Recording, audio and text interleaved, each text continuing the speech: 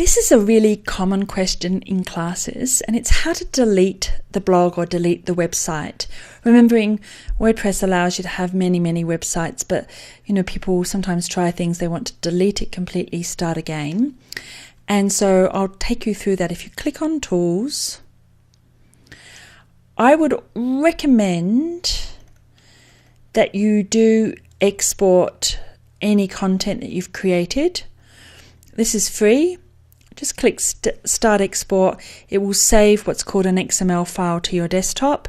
And then if later on you create a new WordPress blog, you can re-import all the files and comments and so on.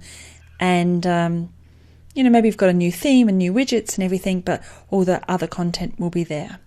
But to delete your site, you click Delete Site, Tools, Delete Site. Give them a reason. Doesn't matter what it is. I'm not actually going to delete the site, I want to keep it, but when you click on it, it will ask you to confirm. Then it sends you an email to that email address that you wrote down in your first lot of lectures. So don't forget which email address you use to log in.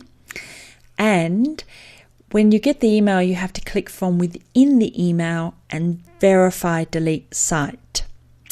Once you've deleted the site, it's gone, absolutely gone. And I can't remember if the URL is available straight away. I think it takes a little bit of time to become available, so don't be surprised if you have to wait if you want to recreate a new one.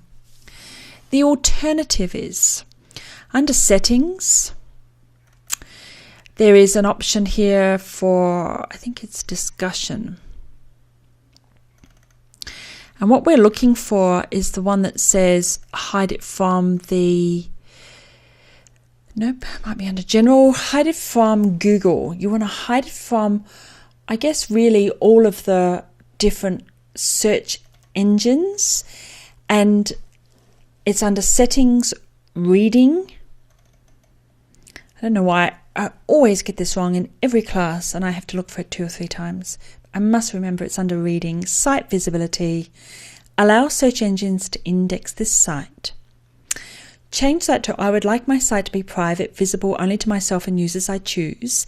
And then anybody who puts that URL in will have to put their email address and password in to access the site. So that's one way that you can either delete your website or hide it. And you can choose which one you want to do. Okay, so thank you, and I'll see you in the next lecture.